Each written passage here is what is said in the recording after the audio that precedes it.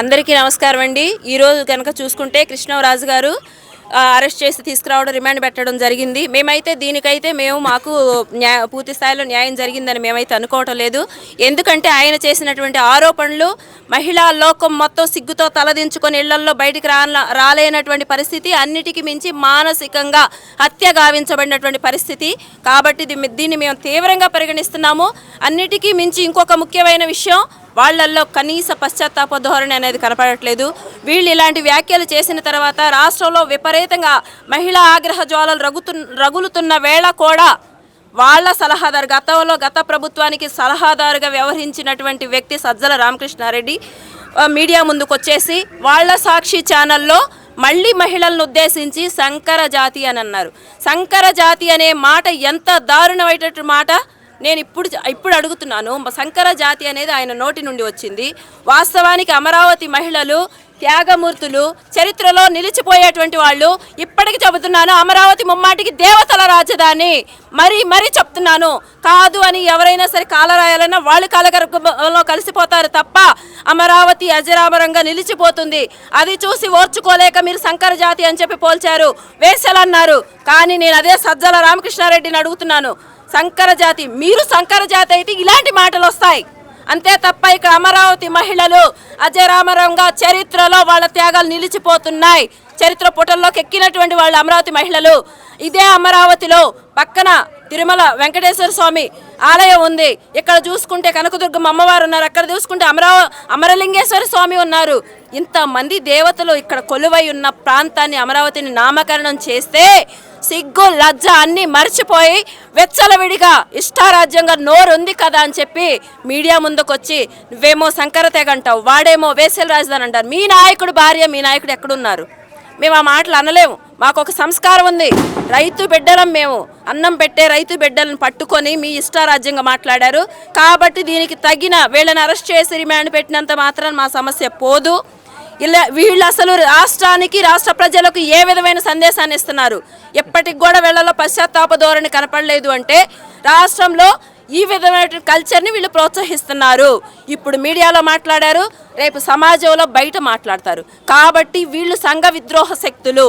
ఒకప్పుడు RRR గారు ఏ నేరం చేయకపోయినా దేశద్రోహం కేసు పెట్టి లోపలేసి విచ్చలవిడిగా కాళ్ళు పగలగొట్టారు కదా. ఇప్పుడేంటి, చంద్రబాబు నాయుడు గారు గౌరవ హోమ్ మినిస్టర్ గారు మిమ్మల్ని అందరిని అడుగుతున్నాం, మేము డీజీపీ గారిని కూడా అడుగుతున్నాము. ఇప్పుడేంటి, మా మహిళలకు రక్షణ ఏది? ఏ నేరం చేయని వాళ్ళకి దేశద్రోహం కేసులు వేశారు, మరి వీళ్ళకి ఏ విధమైన కేసులు వేస్తారు? వీళ్ళ మీద ఏ కేసులు బుక్ చేస్తారు? మేము ఒక్కటే అడుగుతున్నామండి, రాష్ట్ర ప్రతిష్ట కూడా దిగజారిపోతుంది వీళ్ళ యొక్క వ్యాఖ్యలతో, వీళ్ళ యొక్క వీళ్ళు చేసేటువంటి విచ్చలవిడి పనులతో. రాష్ట్ర ప్రతిష్ట, అమరావతి ప్రతిష్ట మాత్రమే కాదు, రాష్ట్ర ప్రతిష్ట దిగజారిపోతుంది. వీళ్ళు సంఘ విద్రోహ శక్తులు పెంచి పోషించే దిశగా వీళ్ళ మాటలు, వీళ్ళ వ్యాఖ్యలు, వీళ్ళ చేష్టలు ఉన్నాయి. కాబట్టి ఖచ్చితంగా వీళ్ళు సమాజంలో తిరగటానికి అనర్హులు. వీళ్ళని ఎట్టి పరిస్థితుల్లో కూడా ఉంచితే ఎర్రగడ్డ ప్రభుత్వ ఆసుపత్రిలో ఉంచండి, లేదంటే జైళ్లలో ఉంచండి, లేదంటే ఈ రాష్ట్రం నుండి తరిమేసే బాధ్యత మాకు అప్పచెప్పండి, మేము తరిమేస్తాము. అంతేగాని మహిళా లోకం తలదించుకునే విధంగా మాట్లాడే వీళ్ళని ఎట్టి పరిస్థితుల్లోనూ క్షమించేది లేదు. వీళ్ళపైన చర్యలు తీసుకోవాలి. సజ్జల రామకృష్ణారెడ్డి మీద కూడా చర్యలు తీసుకోవాలి. అలాగే సాక్షి యాజమాన్యంపై చర్యలు తీసుకోవాలి. సాక్షి ఛానల్ని బ్యాన్ చేయాలి. అప్పటి వరకు మేము విశ్రమించము. అది జరగని పక్షంలో ఆమరణ నిరాహార దీక్ష దిగడానికి మేము సిద్ధం. గురించి, రాజధాని గురించి, రాజధాని మహిళల గురించి చేసినటువంటి వ్యాఖ్యలు మనందరం కూడా చూసాము. దాన్ని ఎలా వ్యతిరేకిస్తున్నారండి మీరు? ఇది చాలా దుర్మార్గమైనటువంటిది, నీచమైనటువంటివి. అంటే సభ్య సమాజంలో మానవ జన్మ ఎత్తిన ఏ ఒక్కడు కూడా మాట్లాడలేనటువంటి, నోటికి పలకటానికే అసహ్యకరంగా ఉండేటువంటి మాటలు మాట్లాడినటువంటి కృష్ణరాజు. కేవలం ఇది కృష్ణరాజు మాట్లాడినటువంటి మాటలు కాదు. ఒక అమరావతి మీద 2014 నుంచి అనేక రకాల కుట్రలు చేస్తూ ఉన్నారు. అది 2019, 2024 మధ్య పతాక స్థాయికి చేరినాయి.